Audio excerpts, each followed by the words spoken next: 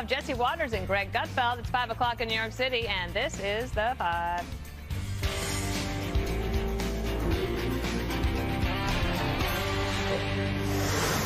Fox News Alert. Donald Trump says he expects to be indicted again by special counsel Jack Smith.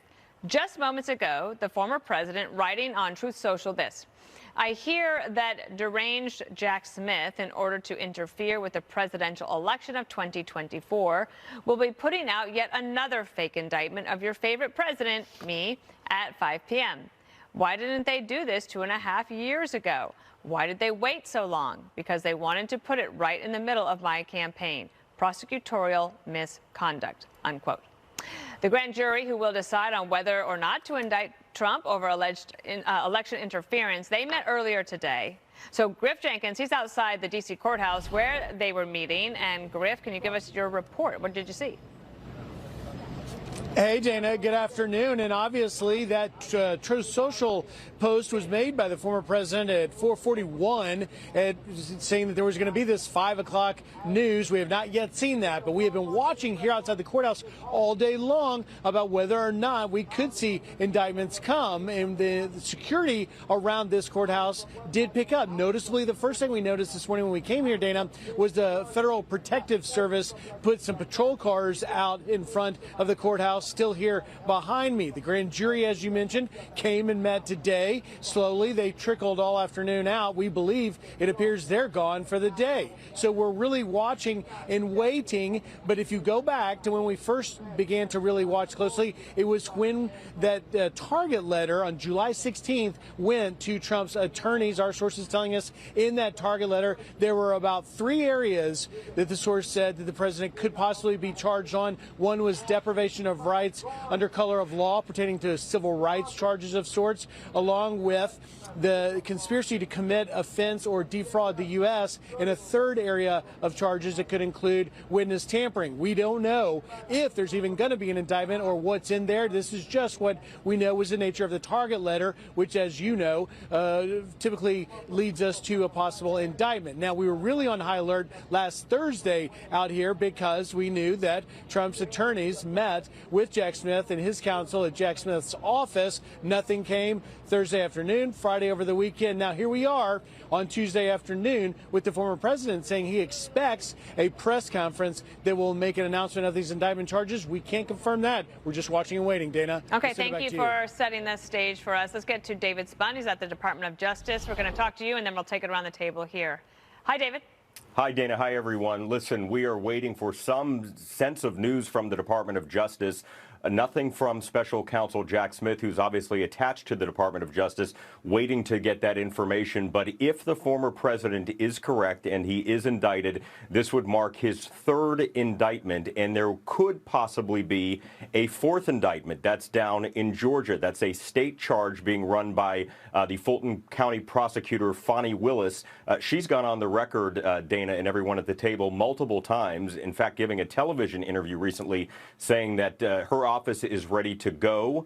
That would be that's an investigation relating to the conversation that the former president had on the phone, on tape, with Brad Raffensperger, the Georgia Secretary of State, shortly after the election, saying that he needed Raffensperger to find some 11,000 votes. So we're looking to see what happens here with Jack Smith, to see if the former president is indeed indicted, as he says. And we're also looking to see what happens in Georgia in the next few weeks. Willis has gone on the record to say that everything would be done, whatever everything means, by September 4th. So right now we watch and we wait. But clearly there is news brewing on both fronts. Dana. David Spun, thank you. And it's interesting, Jesse, like, President Trump is so media adept.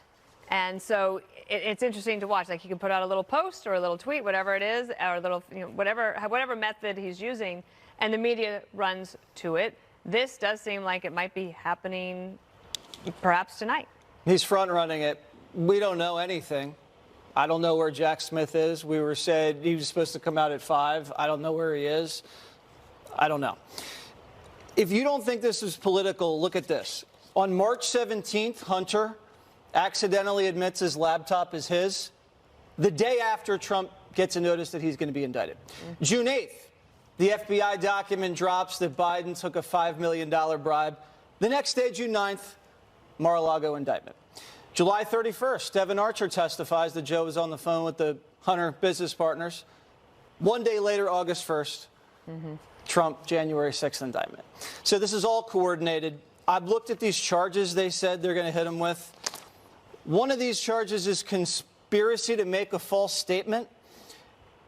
It's a crime for a government official to make a false statement when they knew the statement was false. I mean, everyone in the government lies. I don't know how you can charge that. Obstruction of an official proceeding. Remember the January 6th situation, they delayed the certification for a couple hours. So that means when Code Pink disrupts a hearing, you could get hit with obstructing an official proceeding, okay? Then you have witness tampering. This says it is illegal to contact anybody before they testify before Congress. You're saying the Democrats never talked to any witness before they testified in front of a congressional hearing? Come on. These other charges, I don't know, deprivation of rights, I don't know. That looks like a very warped charge, conspiracy to defraud. We'll see what they come out with. Who knows? I do know Trump's tied with Biden. New York Times poll out, they're both tied. How are you trying to throw your opponent in prison and you still don't have a lead? How is that possible? And Joe Biden's at 39%. Yeah. Greatest economy in the world, and he's tied. Now, if Biden is tied with Donald Trump, statistically, he loses the election. Joe Biden or any Democrat has to be ahead of Donald Trump, a Republican, by at least 2 to 3 percentage points nationally because of the Electoral College. So he loses right now. Donald Trump is currently winning this election if it was held today, according to the New York Times. Now, what's going to happen is you're going to have impeachment. I believe you're going to have the inquiry in the fall. You're going to have impeachment going into 2024. Contrast it against Trump's federal court cases in 2024. So both guys are going to be going haywire. And, you know, the American people are going to be like, oh, my goodness. The lawyers are going to make a lot of money. Of course, as they always do. For sure. You know how I feel about lawyers. I know how you feel. Jessica, how did the Democrats take that New York Times poll today that showed 43-43 tied Biden-Trump? Well, we wet the bed, as is our practice. I think it's important. So, first of all, there are a bunch of other polls that do have Biden up now. He used to be down in the Real Clear Politics average. Now he's up on average. But the New York Times Siena poll is a very reputable poll, and it had a lot of components to it that are quite startling for Democrats, like the gains that Trump has made amongst black voters, black men, I should point out, not black women, and with Latinos. The edge for Joe Biden was basically nil, right? It was 3 points, I think. Now, this happens frequently. We talked about this going into the midterms. There was all that discussion that, you know, the Democrats are going to lose Latino voters, and then that isn't what happened at all. But you have to play every day like it's the most important day of your life. You can't take any constituency for granted. Is that what he's doing at the beach? No, that's not. And you're pro-vacation. But I am pro-vacation. Yeah, I want the government to go on vacation. Yeah, I would like one, too. Just a little bit about the indictment, though. Listening to what Jesse said, I completely understand the fact that there are a lot of people who feel that way. When you look at the fact that Trump is tied with Biden right now, and he's, you know, quad-dicted by middle of August, we'd expect. Quad-ditis. Yeah, well, that's what we're calling it. I don't know what else to say. But there are some incredibly important facts that have come out about the January 6th case. Steve Bannon is on tape talking before the election about how they're going to act as if Trump won it before he even knows what's going to happen. You have Peter Navarro, who goes on TV bragging about this. He even wrote a book about how Steve Bannon has orchestrated the whole thing, and it's like a football team, and that he's the quarterback. I think they were the Green Bay Packers. I guess maybe he's from there. That's disturbing. And deprivation of rights is about nullifying people's constitutional right to be able to vote and have their vote counted. And this idea of minimizing January 6th down to Code Pink screaming about abortion rights or whatever in the atrium and what happened on January 6th is not going to fly with a majority of Americans. Well, so indulge the FBI. The FBI deprived people of rights when they covered up the laptop, or the CIA. What are you who finagled the laptop? You know what I'm talking about. No, That's corruption before the election, and that denies people the rights. Having a story, a New York Post story, taken down for 24 hours, and what happened on January 6th are so utterly incomparable. I'm actually shocked at you. Would it change the election? I expect your mother will text me. You're not shocked. Greg, we actually don't know if there's going to be a press conference. We don't know if there's going to be an indictment, but I mean, something's going on. It's just like old times, right? You have slow news, and all of a sudden Trump tweets, or in this case, truths, and we got an A block. If they're not careful, they will reelect Trump. I swear. I mean, if Trump were Popeye, indictments and impeachments, they're the spinach. I know that you said that what happened on January 6th is disturbing, but disturbing isn't illegal. If it were, I would get the chair. But I mean, there's nothing, I think for me, there's nothing that will ever be more offensive, disturbing than the riots, you know, the Antifa riots and the BLM riots, and we got nothing. So I think that that's why the indictments on Trump and the impeachments, they feel like a political prosecution, a political persecution. And that's why it makes him stronger. It's going to make him even more of a folk hero than he already is. And like Jesse says, I mean, the timing is always so convenient. You know, and it's just a coincidence, of course, because but it does raise one question. Why do all the coincidences only break in one direction? Like, there's never, it's like something good happens, something bad happens to the Democrats, and, you know, and then somebody saves them. That never happens to the Republicans, right? It never breaks in the direction. It only goes in one direction, in one way. We investigate and punish Republicans, and you take it. If the Republicans try to investigate a Democrat, you still get punished, and you will take it. And now, I mean, what politics is, it's lawyers versus lawyers. Yeah. This is what politics is now. There's no, I don't even know, you don't need pollsters anymore. You don't need anybody. You don't need votes.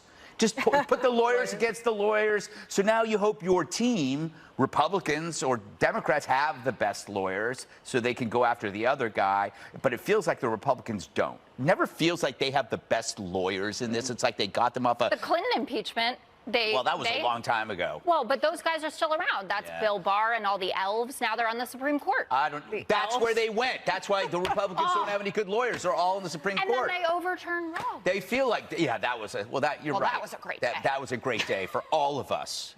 So, and unborn children, Jessica. Katie, the one thing that this does is it does keep the indictments. So even with the coincidences, which are really interesting, and I'm glad you pointed that out, because I often believe that the government gets credit for being creative or being really good and competent at what they do, and that usually it's just a coincidence. But those three right in a row, that is pretty telling. Yeah. But I also, the other thing is, you don't have many people who are neutral on Trump or Biden, right? They are now, in the New York Times is saying, okay, it's 43-43, and you got this small little bit of independents who are persuadable on either side. But the other thing this does is make sure that the thing that people care the most about, which is their pocketbook, and they're being nickeled and dimed to death by all of these little regulations and the taxes, and they're just feeling like they're suppressed economically. They don't believe that Bidenomics is working for them, but we aren't really talking about any sort of economic plan. Ron DeSantis put one out yesterday. It was like a 10-point plan. It was like poof into the ether. Well, that's why the media loves this, though, because it keeps Trump in the news with the indictments, and it allows Biden to be at the beach while his team touts Bidenomics on Twitter and acts like that's working. If you look at the year ahead in the election, it is election interference. I mean, this is going to change the election. This will be an election that we've never seen before. You know, there's talk about Donald Trump being pulled off the campaign trail because he's going to have to be fighting one of these many indictments in court. And it looks pretty fishy and smells when the President of the United States has a Department of Justice that continues to indict President Joe Biden's top political opponent on these charges. And look, there's a big difference between a grand jury returning an indictment. It doesn't have to be unanimous, and the prosecutors and at DOJ having to come back and prove these cases beyond a reasonable doubt.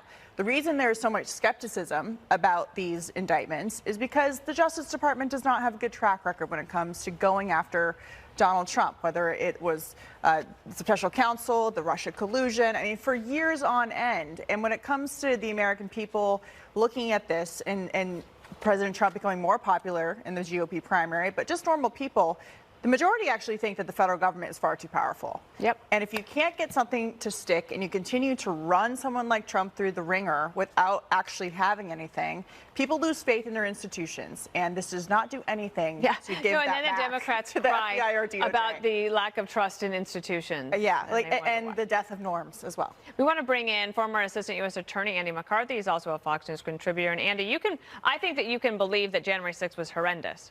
And you can also believe that this could smack of what we've been talking about here and what Katie just pointed out, which is that people losing faith in their institutions and feeling like this does seem political.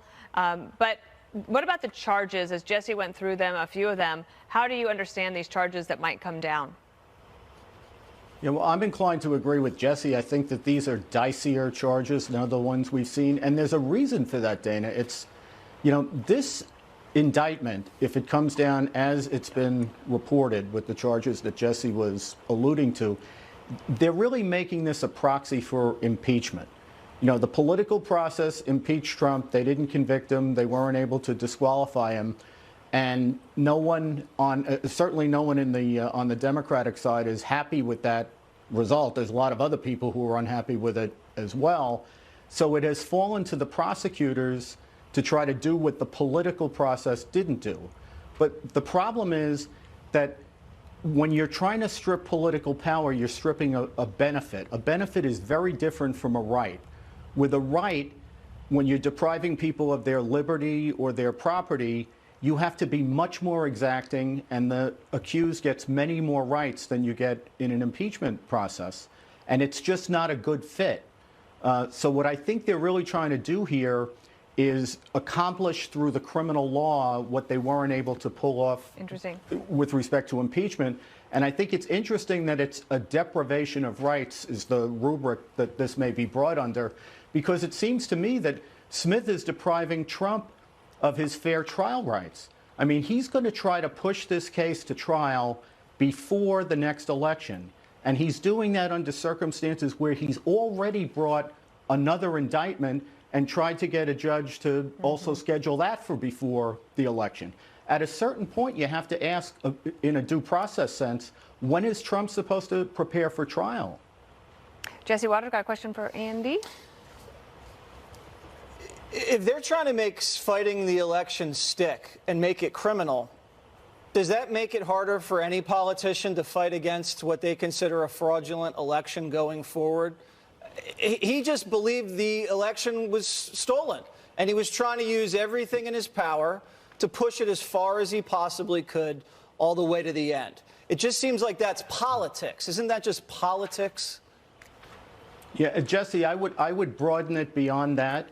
I think that we go to a very bad place if we're now going to criminalize frivolous legal theories. When I was a prosecutor, if a frivolous legal theory was a crime, I could have indicted 5 people a day. You're in this circumstance where they don't have evidence that would enable them to charge Trump in connection with the violence of the Capitol riot, which I think if you had that kind of evidence, you're in a different place. Since they don't, they're now in the position of these extravagant legal theories that if they're pushed to their logical limits will begin to imperil everybody's rights. So it's not just your right to object to actual election fraud if there is actual election fraud. If you're going to make frivolous legal theories a crime, that's going to redound to the detriment of every defendant who's accused of a crime in America. Jessica. Okay. Hi, Andy. I'm curious as to what you think of the fact that during the January 6th commission, we heard from all of these witnesses who said that Trump did know that he had lost the election, that he was being told by everyone in his inner circle that that was the case, and that many of his lawyers, when actually having to face a judge and show up in court, kind of ran away with their tail between their legs and wouldn't advance the kind of lies that they were promoting on social media and in interviews. Yeah, Jessica, it's a really interesting aspect of what a criminal trial would be if it plays out this way. Because I think what the jury would be told is what they have to make a determination about is what Trump really thought. So I think there were a lot of people, Liz Cheney in the front of the line, in the January 6th committee, who basically wanted to make this an objective person test. That is to say, everybody from Bill Barr on, who was the best informed people about fraud was telling Trump that there was no election fraud. And he was inclined to believe the people who seemingly were not as good sources, but were telling him what he wanted to hear. And what the jury is going to have to decide is, when he takes the position that he didn't believe that, or he did believe that the election was stolen, is that an authentic belief on his part, or is it fraud? And I think it's going to come down to what they think he really thought. Closer to finding that out, Andy, if you could stand by, and Katie and Greg, just a second here. Let's bring in David Spunt. You have breaking news, David? Yeah, so we know that an indictment was handed up. One of the lead prosecutors on Jack Smith's team went before the magistrate judge here in Washington, D.C. This is all a formality, handed up the indictment. But what's curious, typically a name is read or initials are announced for the defendant in the indictment. That is not the case here, per our producer who was in the courtroom. No name mentioned, no initials mentioned. So we know that there is one indictment, and this is an indictment relating to efforts to overturn the 2020 election. Also, events that led up to January 6th, all in the same pot. However, the magistrate judge sealed it, so we don't have a name right now, which puts everything kind of in a weird position, because the former president has already come out to say, listen, this is essentially his indictment. He is the person that's going to be named here, but we don't have it officially yet. So we're waiting to see if we can get some more guidance from the Justice Department, the special counsel's team. Of course, it could always be unsealed, but as of right now, we just know there is a single indictment that was handed up, unnamed, no initials. Dana? All right, David Spunt, thank you. So, Greg, it really is Voldemort. You're not allowed to say the name? It's hilarious. I mean, I want to live in the present. I enjoy looking forward to the future, but we keep being forced to live in the past, right? I now think that January 6th is never, ever, ever, ever going away, because the media and the Democrats control the narrative, and they don't want it to go away because they will continue to use the Capitol, the events there, to exploit and score points against Republicans. It's not about the law. It's not even about what happened at the Capitol. It's just being able to reuse it over and over again. They don't care. They don't care about the law. If they cared about the law, where were they in those riots? And I have to use that example because, dozens of people died, right? And they certainly didn't care about the Ashley Babbitt when she died. So it's not really about the law, is it? We know that. All this is it's a political act. And why are they clinging to it? It's because Democrats right now, they have a real problem with issues. They suck on issues. No offense, Jessica. So they need to take you off the field with legal battles. And that's what this is about. They suck on crime. They suck on the economy. They suck on the border. Give me something else. They suck oh my God, education. They super suck. They're super suckers. Think about everything. Travel. Pick energy. You pick anything. They suck eggs. Yep. So what do they got to do? They got to keep the Republicans off the field by going after them in court. COVID.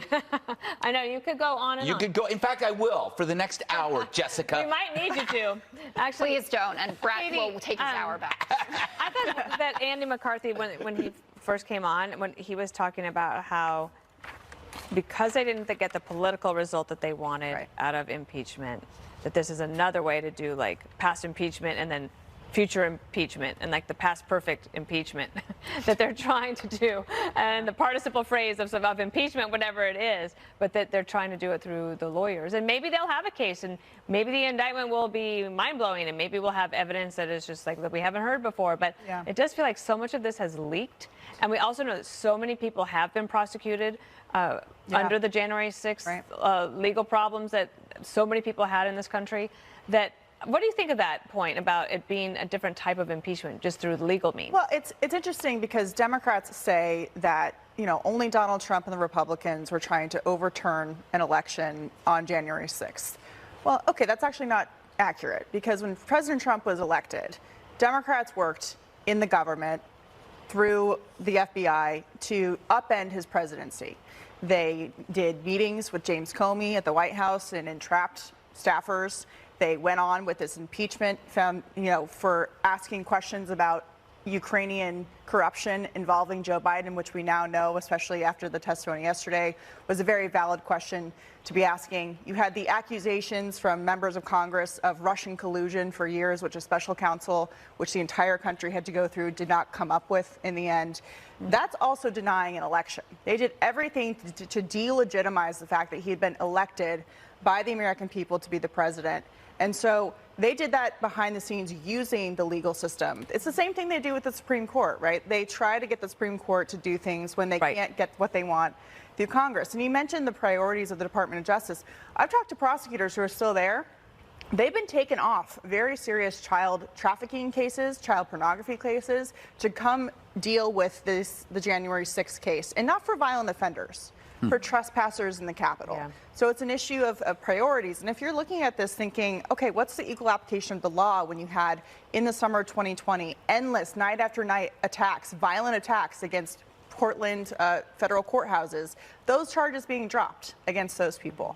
And I think that's the issue, is when you have it be one-sided, even if there were nothing nefarious, which I don't think is true, it doesn't look good, and people lose faith in the legal system, which does not turn out well for democracy, as the left likes to say. So, Jesse, here in the studio, for those of you who don't know, you're not in here with us, one of the things that we asked the stage manager to do was to put on this, we call it the tree, like there's a monitor, and you can see what the other networks are covering. And, Jesse, you'll see that everybody, including us, we're all talking about the possible Trump indictment. There's a 7-person panel on CNN. 7 people. Were ready. They're calling it the 7. But last night, were we the only ones that covered the news about the Devon Archer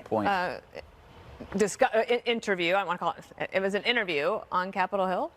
Yeah, they don't want to cover that, and they're going to be forced to cover it during the impeachment inquiry, which we believe is going to begin in September. Katie made a great point. The Department of Justice says they have a policy that they don't go heavy-handed in election years. They're going to put Trump in what? At least 2 federal trials in an election year? That is a bastardization of their own policy. Going to where? You also have January 6th. And I feel comfortable speaking for Jessica. You really shouldn't. Then I won't. I'll speak for the rest of the country that has their head on straight. Not everybody believes January 6th was Hiroshima. Not everybody believes that. No one We talk to people on the street all the time. A lot of people don't even know what January 6th was. And for the people that watch it on TV, they're over it. They don't see it as a holy day the way you guys do. Again, the documents case. And I'm talking about what Biden did with it, what Trump did with it. Regular Americans on Main Street aren't fussing over where the documents went. They really don't care. It doesn't affect them. In the 90s, you had sex. It was titillating. People were very focused on it. It was a different culture back then, okay? If you find cash bribes that go into Biden's offshore bank accounts, that's going to light up the country. That is a cash bribe from a foreign company that's in the bank account. Goodbye, okay? Sex and cash bribes, that's going to do it. Documents and January 6th, it's not going to do it. You have another thing. Greg said it. This is like lawfare, they call it. Legal warfare. If this was political, this would be like a political war crime. This is overkill. This is political germ warfare. These are political war crimes. It's an atrocity. It's like not just dropping one atomic bomb, you drop